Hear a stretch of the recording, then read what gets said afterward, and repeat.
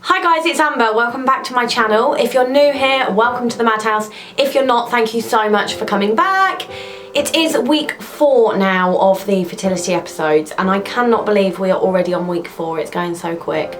But it does mean that Christmas is getting closer, so woo! This is exciting for everyone. Everyone loves Christmas. If you don't like Christmas, then what the hell are you doing here? So, week 4. If you are following me on Instagram, you will see that this week I had my very first consultation at an IVF clinic. It's the first time I've ever had any kind of consultation. This is my first round of IVF, hopefully my last. And yeah, it was quite scary, if I'm honest. I think it's kind of put everything into perspective and it's made everything seem really real. So we've now got a few months to kind of think about things and go ahead. So yeah, it's all getting a bit real. But yeah, so one question I have been asked an awful lot, and a question that was asked a few times actually after I posted about polycystic ovarian syndrome. One response that I had was, how do you know when to go to the doctors? How do you know when to go to the doctors? How were you diagnosed? What questions do you ask? And then now with IVF and going to the clinic, what questions you ask to that clinic? I put on my stories last week a few different things, asking you kind of what you wanted to see, and this was a 100% response of things to ask when you're at the clinic. So, depending on where you are in your journey, different parts of the video are going to relate. So, watch the whole thing, but I'm going to focus kind of on the very beginning of when you're first starting, when you first think there might be a problem, what to ask, when to go to the doctors, and then I'm going to cover when you are at the point, if you get to the point of going to a fertility clinic, and then the point of IVF if you're going privately, the different clinics.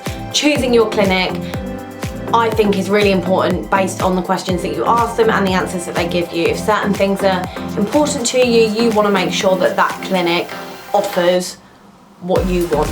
There is no point going to a clinic with no aftercare if aftercare is what is important to you.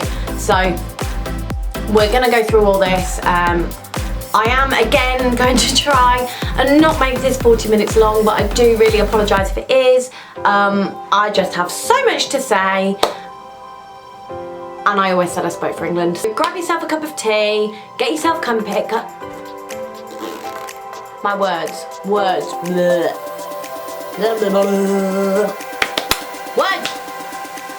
Grab yourself a cup of tea, get yourself comfy, and let's once again talk all things vagina. I feel like I'm really excitable today and I'm not really sure why, but I am. I've not had much sleep.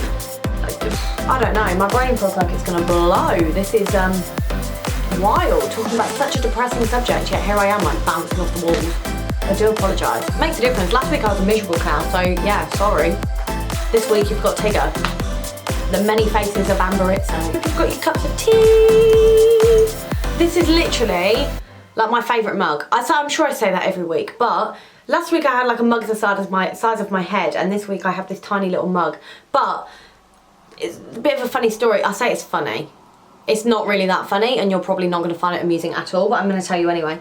So this mug, my Mrs. I, when we were first...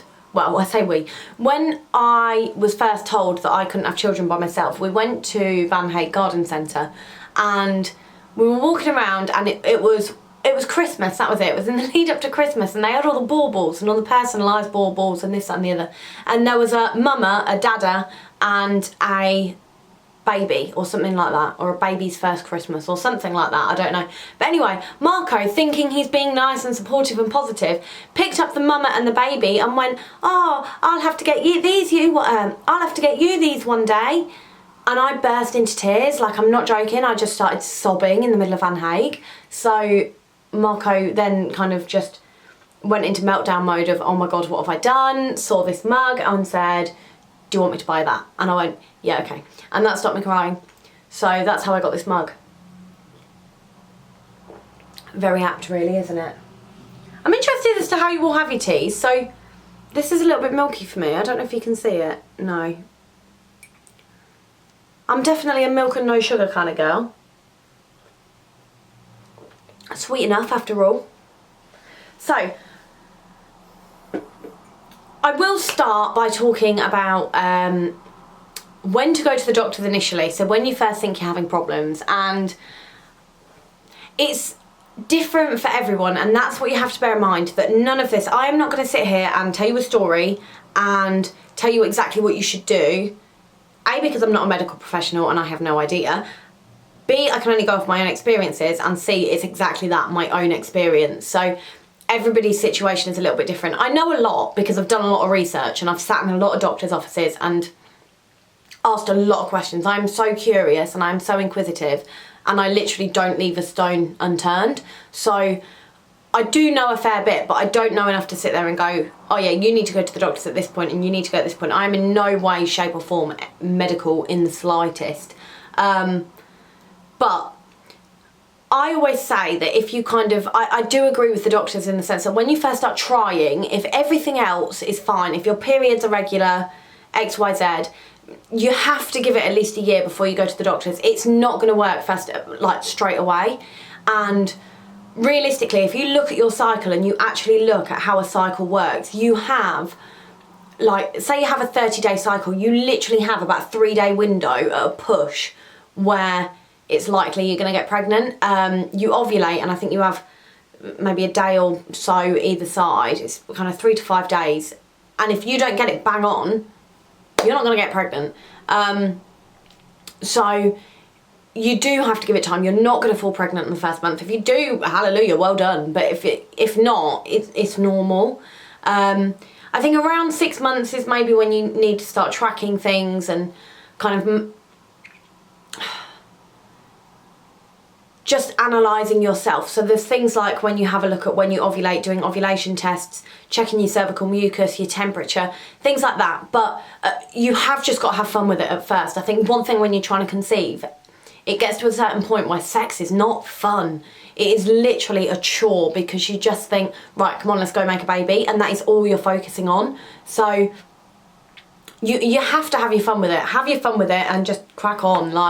So at first, don't worry, give it about a year and then go to the doctors. And there's a reason they do that, and that is because it's unlikely it is going to happen straight away. Some people do try 3, 6, 9 months. There's nothing wrong with them. They're just missing their window. Or it's just not happening. And for some people, that is the case. It's just not happening.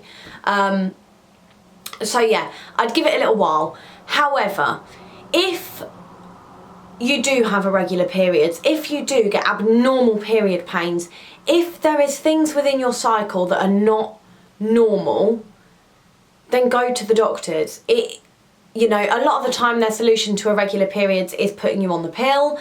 But with regards to your fertility, I think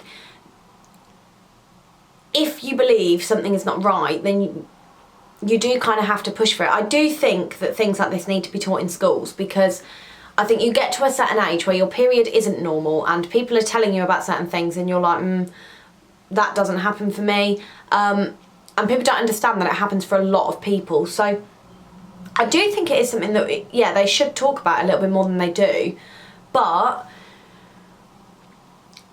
it's a really hard one, because I think, but like I say, if your periods really do cause you a lot of problems, or there are things that you were thinking this isn't normal, then go.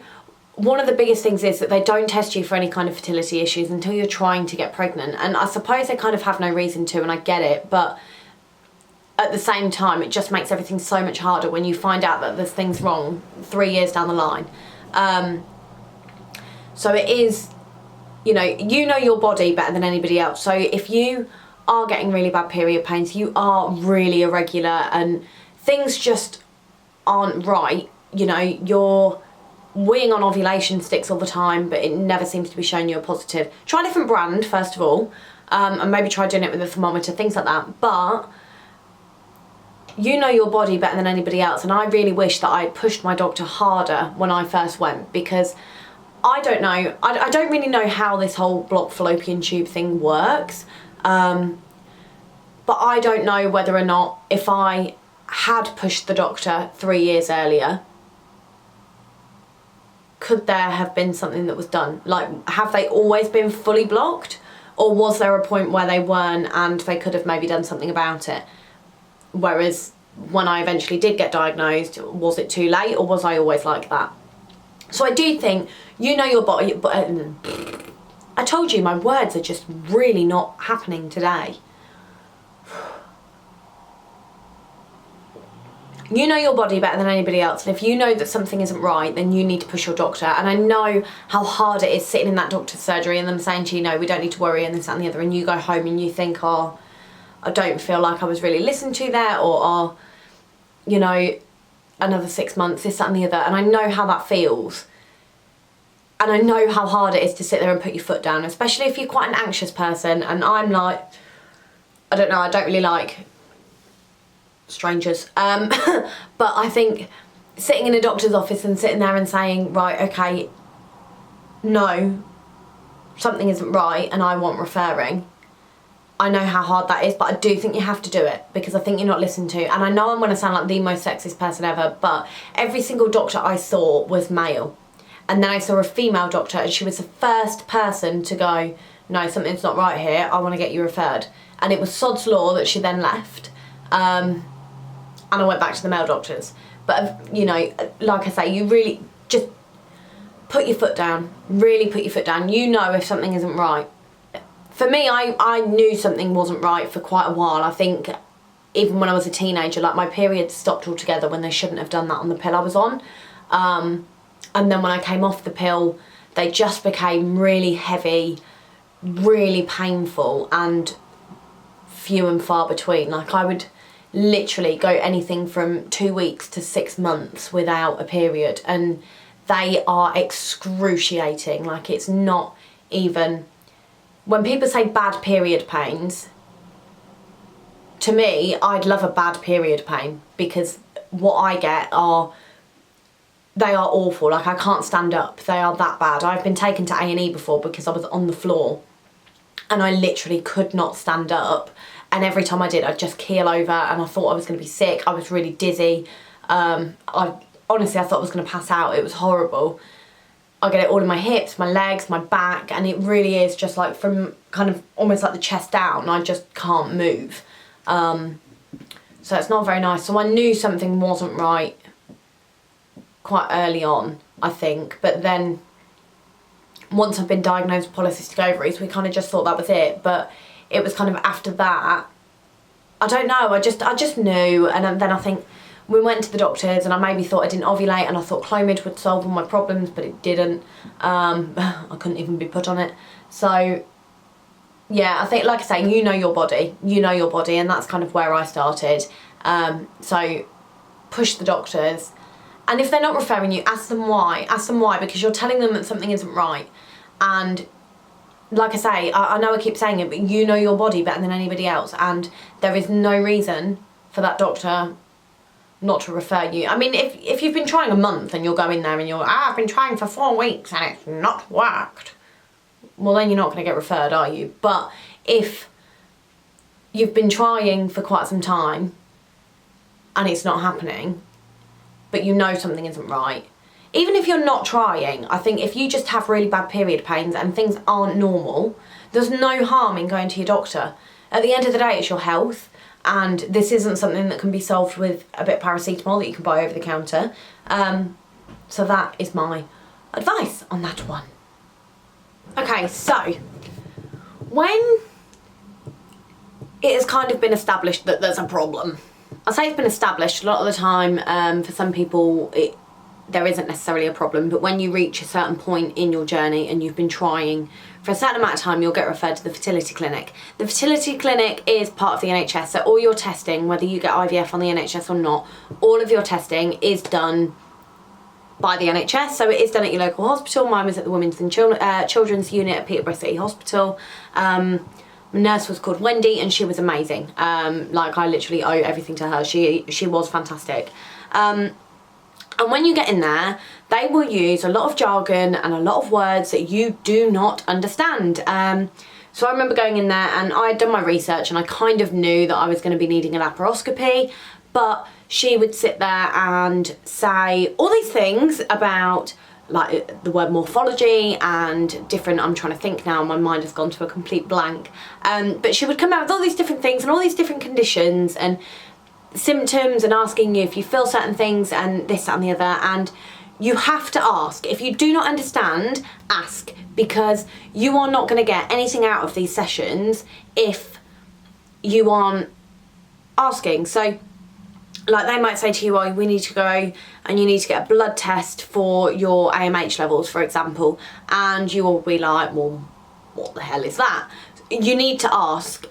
Some people will just wing it and just go through and not ask any questions, but for me, I just think the more you know, the better you are, and the better equipped you are when you go in kind of to deal with things and people ask you questions about it and this, that and the other. You know what is going on with your body.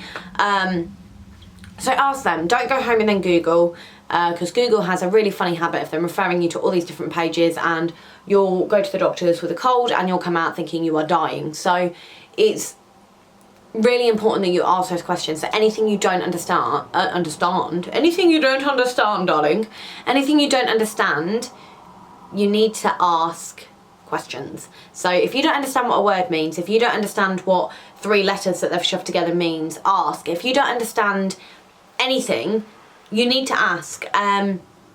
So they might say to you about polycystic ovaries, or they might say to you about endometriosis. They might say to you about having a laparoscopy. They might say all these words that you don't understand. Now, my nurse was fantastic, and she would sit there in this room, and when talking about things, she made things so simple. And I don't know, it's the littlest things, that's not even a word, it's the smallest things that made the difference. Like, you know roughly in your head what the female anatomy looks like. However, you would sit there with a diagram of the vagina, and she would be pointing out where the ovaries are, where the tubes are, what happens if this is inflamed, or what happens when... So you would basically have a sex education lesson in that room. And as much as we all know how it works, we all went to school, it was really interesting to sit there and kind of see it from a professional's perspective and understand how and why things don't work and what could be going on in there. All the different bits that you don't get taught about, all the things that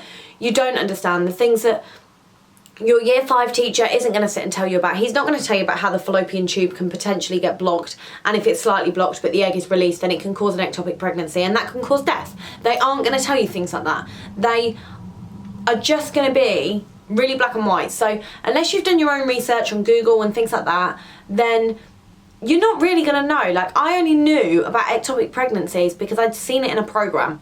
That was the only reason I knew what one was. And when it came to the blocked fallopian tubes, the only reason I knew what that was because I had done so much Googling. And I was in all these different support groups for people who couldn't get pregnant and things like that. Like, it was really a bit of an eye-opener at how much is actually involved. And so initially they wanted to put me on Clomid, and I'd heard about Clomid because I've got a friend who was on it and she fell pregnant with it. And so she had told me all about Clomid. But when I was in this room and she was saying, right, we might need to put you on Clomid, I didn't really know what it entailed. So I had to ask, and I don't think there is anything wrong with doing that. And if,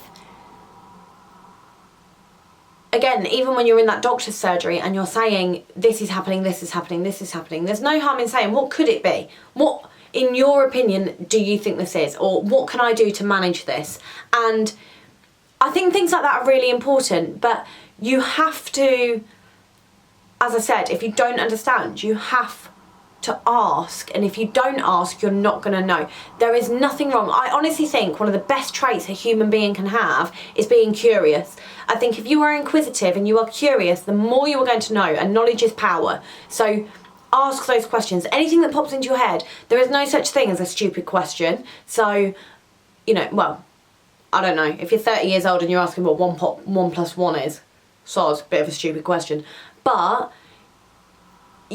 you know what I mean? There is no such thing as a stupid question, and they are not going to berate you for asking questions. You are there, you pay your national insurance, you are going to this clinic for a reason. Utilise that time. Get everything that you possibly can out of those sessions.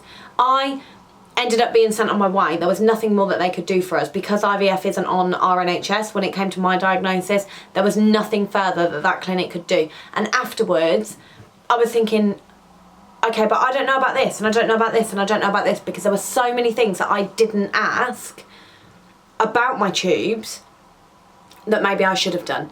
And it would have perhaps helped me dealing with it and leading up to my operation. There were a lot of different things that I think you just have to do it. Anything that pops into your head, even if you're not actually in that clinic and you're at home and it's 10 o'clock on a Tuesday night and you sat there digging into your Ben and Jerry's and a question pops into your head, give her a ring. Not 10 o'clock at night, but ring the clinic. They will answer your questions. They give you a telephone number, you know who your nurse is, you ring, you ask a question. It's really not that big a deal.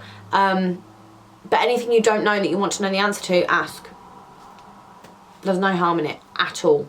If anything, I think you're an idiot if you don't go in there and you don't ask questions. I think, not an idiot, that's a bit of a strong word, sorry. But I do think if you don't go in there and you're not asking questions, you're not utilising that time. You need to get the most out of these appointments. If this is something that you really, really want, step out of your comfort zone. I get really bad in situations like that, and I will sit there with sweaty palms and I won't want to ask questions. I go to a new salon and I cancel my appointment 4 times before I actually go, because I sit and panic about these people that I don't know and the fact that I have to have a conversation with someone I don't know. Going to the fertility clinic, you've almost got to push all of that out of your head and remember that you're there for a reason, and you are with your partner. It's not very often that you'd go to these things on your own. So we would sit there and Marco would kind of lead the way, and I would have told him beforehand, oh, I want to ask her about this and I want to ask her about this, and we'd be sat there and he'd kind of go, well, she said, oh, have you got any questions at the end? Because I wouldn't ever sit there and go, oh, what's this, whereas Marco will sit there and go, oh, so what's this and what's this, and he will interrupt and ask all these different questions, and I'm, how do you do that? So at the end, when she says, have you got any questions, Marco would say, oh, didn't you want to ask about this? Amber, didn't you want to ask about this? And that would trigger me to ask the questions. So no matter how you do it, go in, write them down. If you've got them there, you kind of have to ask them, because she will see you with this notepad and see that you've not written anything in it. So you kind of half, oh my God, you have to answer. Swear to God. I'm going to pull my tongue out and put a new one in. This is ridiculous. You have to answer questions. If you don't ask, you don't know. Bit passionate about that, wasn't I? Sorry.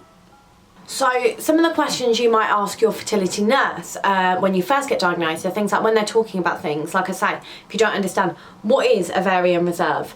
You know, things like that that pop into your head. If they say something that you don't understand, ask the question. If you're asked to have tests that you've already had, ask why. I've had these tests before, what is your requirement for doing them again? Sometimes it's just because that they are past a certain date and they want more up-to-date, more accurate results. Your fertility can change, so they just kind of want to do it that way. But ask the question, do you provide counselling to help me cope? If I am diagnosed with anything, what is the waiting time for this? Is there anything I should be doing? Is there anything I should be avoiding? Is my lifestyle affecting my fertility anyway? What type of things would you recommend that I am doing to improve my chances of getting pregnant? Can I take certain pain reliefs? Should I be limiting my coffee? If I have a question, how do I contact you? There's all different questions that at that point, the fertility specialist, I think, is kind of, you've been referred there, it's an NHS provided service. You're not going to have a million different places to choose from. It's not like when you go for IVF. So at that point, the questions that you ask are very specific to you rather than the clinic. So it is really important that at that point you kind of ask all your questions about the diagnosis, about the tests, anything you want to know, just ask them. As I said, knowledge is power, and the more you know, the better. Being curious is not a bad thing. When it comes to actually having IVF and you go for a consultation, the amount of research I did before we picked a clinic was unreal, and there were an awful lot of questions that I knew I wanted to ask. I had met when I had gone to a fertility retreat. I went to a retreat a few months ago now, and it was held by IVF Babel, who are just amazing. I went to this retreat and we met different clinics, and there were questions I was asking them that I asked my clinic, and you kind of have to work out what's best for you. You can give them a ring to ask certain questions. There's certain questions that you can ask outside of a consultation. You are paying for a consultation, and as soon as you go for your consultation, if you're not getting it on the NHS, you are handing over money, and therefore you need to be sure that you are 100% comfortable. And if you're not comfortable, you need to ask yourself why. I wouldn't recommend going to a clinic where you don't feel like you're going to be looked after. You need to do what is right for you. This is such a big thing, and this is such a grueling journey, that why would you want to do it somewhere where you don't feel like you're going to be looked after? You have to look after number one in this. And if you're not comfortable, there's probably a reason for that, and you need to question why you are going there.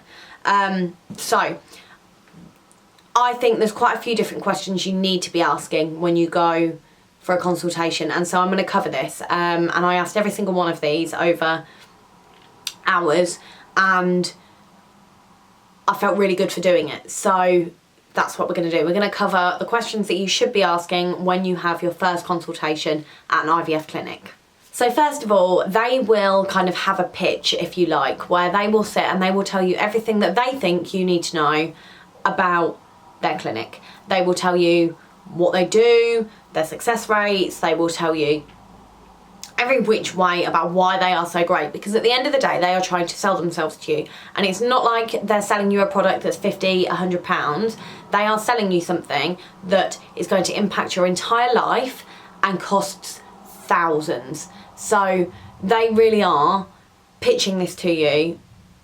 It's a sales pitch ultimately, so they are going to be putting everything forward, everything great about their clinic, and they're going to be telling you what they think you want to hear. So you need to bear that in mind, and you then need to quiz them on that. So I've written a list, so bear with me, all right? Otherwise I'll forget. So the first thing that I think you need to be asking is their success rate. A lot of places have this published online, but what I would really recommend you do is not just ask for their success rate, but ask for their live birth rate. So clinics will have different rates. They have their success rate, which is what they all publish. All that means is how many people got pregnant. So that means that after those 2 weeks, how many people had a blood test, a weed on a stick, and it came back positive. What they don't tell you in those rates are how many women actually made it to 12 weeks, how many made it to 20 weeks, how many actually had a live birth that didn't end in a miscarriage, chemical pregnancy, or a stillborn. If you look at the live birth rates, they're often very different to the success rates. For me, the live birth rate was really important. Everybody's body is different. There's lots of different reasons why people can't carry to full term or don't carry to full term. Lots of different reasons why it doesn't work. However, don't just look at those success rates and think, oh, their success rate is 38%. That's really good. Their live birth rate might only be 15.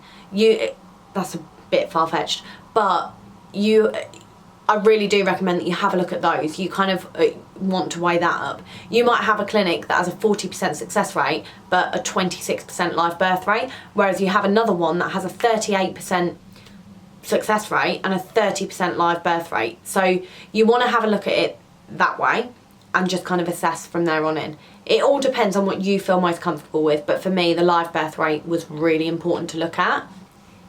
If you have a certain medical condition, so like me, I haven't got any fallopian tubes, I would ask them whether or not they have looked after patients with the same condition as yourself or similar conditions, and whether or not they have a higher success rate, whether or not it is something that they're aware of. Do they treat you differently because of that? It depends on the condition. Like with me, mine's fallopian tubes, so realistically, IVF bypasses the fallopian tubes anyway, so whether I had them or not, it shouldn't make too much of a difference, but obviously I haven't got them now. What we were asking is that Marco has low morphology, so he has something like triple the amount he should, double the amount going in the right direction, but less than 1% have heads and tails effectively. So we were asking about that, and our problem really is solved with ICSI, and so that's why we have to have ICSI rather than IVF. So you speak to the clinic about things like that, whether or not ICSI would benefit you or whether or not IVF would be the best route for you. And it's worth just asking all those kind of questions so that you know why you're having certain treatments. ICSI is a lot more expensive, so if they are saying to you, oh, you need ICSI, ask them why. They're not going to tell you you need it if you don't need it, but ask them why so you're aware. Like I say, it's your treatment and you should know everything that's going on. Cost. Cost is a huge question. You need to make sure that there are no hidden costs. They will work out a quote for you. They will tell you how much you're looking at. And you need to make sure that there is no added here, there and everywhere. A lot of places will charge you obviously to freeze your eggs, but you do want to kind of have a look to make sure that they aren't going to force any optional extras, if you like, onto you. IVF is really expensive. So is ICSI. If you are looking to do this, you are parting with a lot of money that you want to make sure that everything is upfront and that they're being totally transparent with you. I think it's really wrong when there are hidden costs here, there and everywhere. So you do want to make sure that when you go, you leave knowing exactly how much money it is that you are going to be parting with if you decide to start this journey. Whether or not, if you don't make it to transfer and you freeze, what the costs are there. You kind of want to cover all bases. Obviously, we hope that by going in that first time that you go there is going to be the last consultation you have, if you like. You are going to want to... You want it to work, ultimately. However, you do need to cover all bases. You need to make sure that you know exactly what costs you are going to incur if it doesn't work, if it does work. So make sure that you are asking those questions. Have a look at different clinics, have a look at how they break things down and ask them to break it down for you. Okay, say, yes, we are going to say yes to you. If we say yes, you know what our issues are. What costs do we need to incur? You might have had 10,000 blood tests through your fertility clinic and only have had them a month ago. However, that clinic might want to do them privately and they might be charging you £35, £40 a blood test. So you want to see exactly what costs are involved and what they insist you have and what is optional. Don't fall into the trap of paying for optional things that you don't want or you don't feel that you need. I also think you want to ask about their whether or not they do everything in-house. So some places will do everything under one roof. My words today are not working. They will do everything under one roof. So they will do your tests, they will do any kind of scans, they will do your collection, they will do your transfer, they will do everything in one building, and that is it. Other clinics will send you to third parties.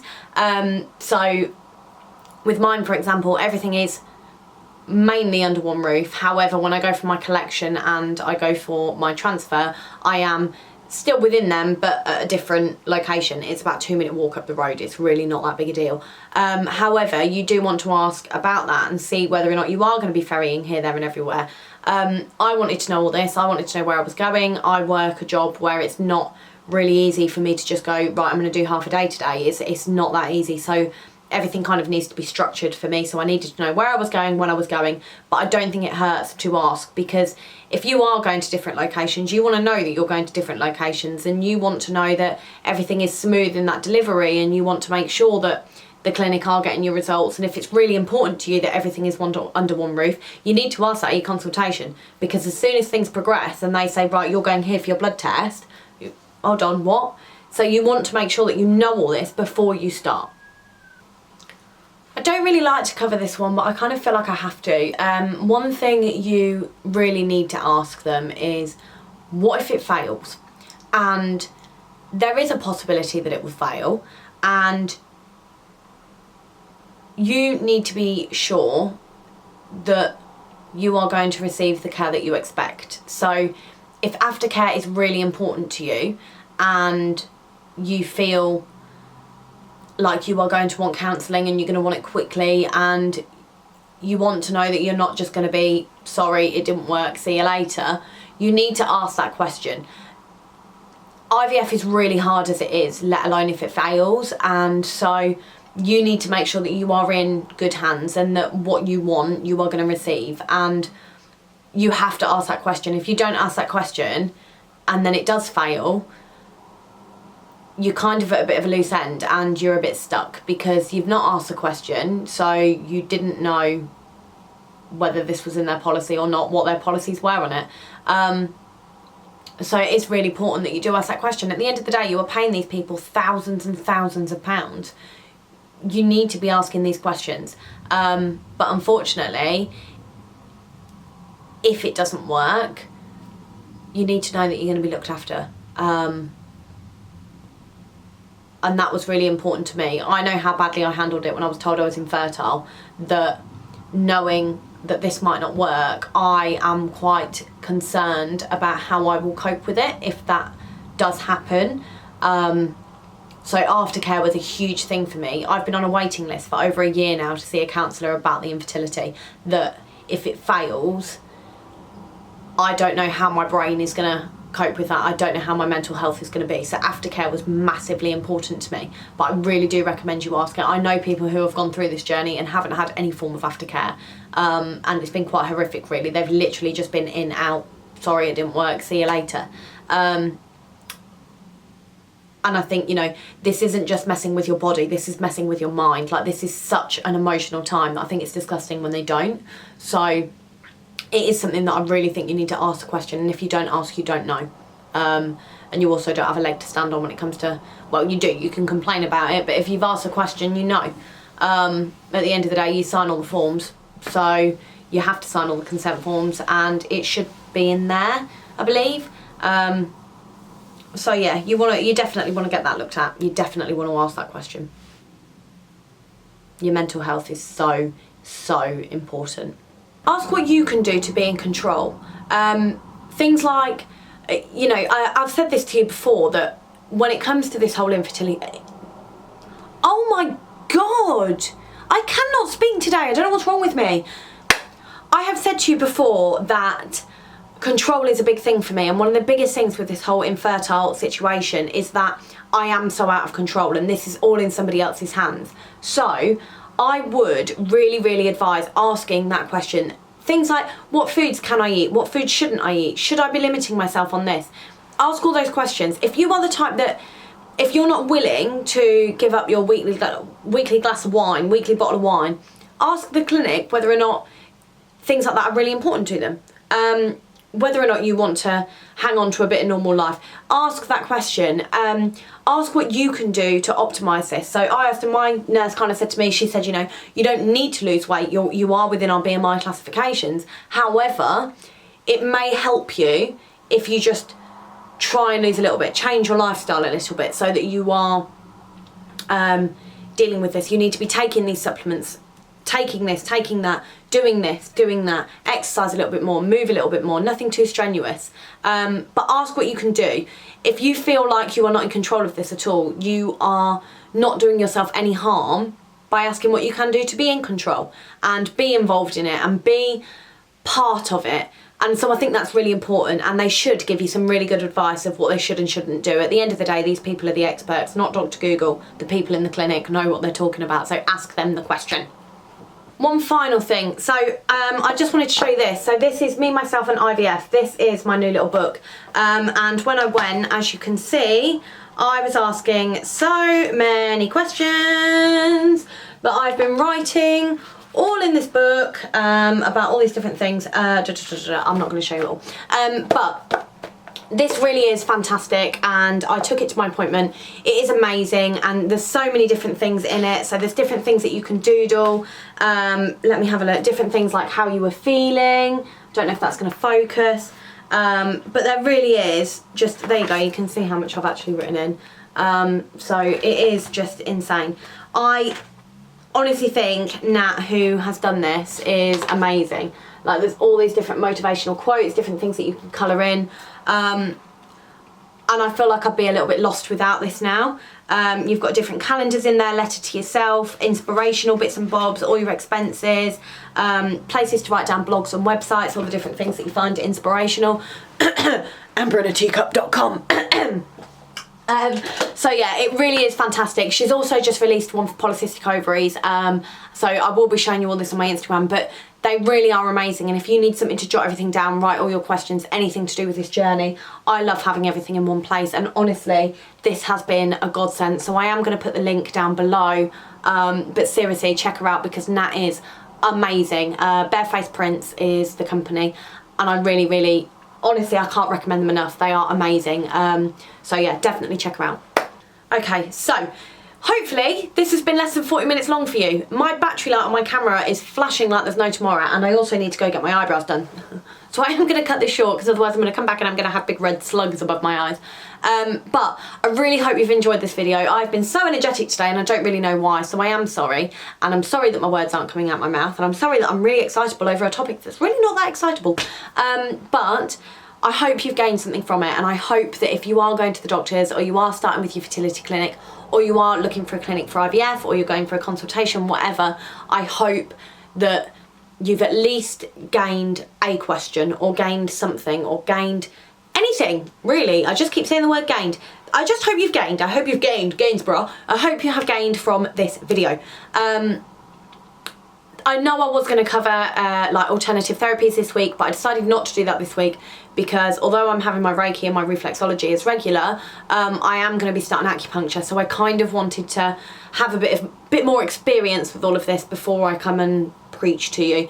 So that will be in the next few weeks. I'll be covering foods. There's all these different topics, and I'm so excited to film all of them.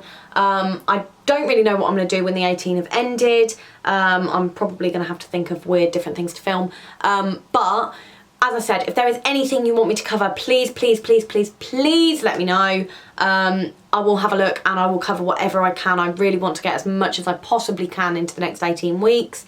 So yeah, it's been great having you. Thank you so, so much for coming back. Make sure that you are following me on Instagram. It's Amber in a Teacup. It's also that on Twitter, Facebook, but Instagram, please follow. Also make sure that you do subscribe and that you turn on your notifications. So every Saturday this is uploaded. I do try and upload in the morning. So far, so good. But every Saturday, so please make sure that you do subscribe and turn your notifications on. I will see you soon. I will see you all week if you're on Instagram. If you're not, then I will see you next Saturday. Thank you so, so much for joining me. I really, really hope you enjoyed it. Ciao. Next week, I promise I'll try and speak a bit better. Maybe I'll go to speech therapy lessons this week. Okay, I didn't quite realise the time. I really, really need to go. This is really not good. I'm always late.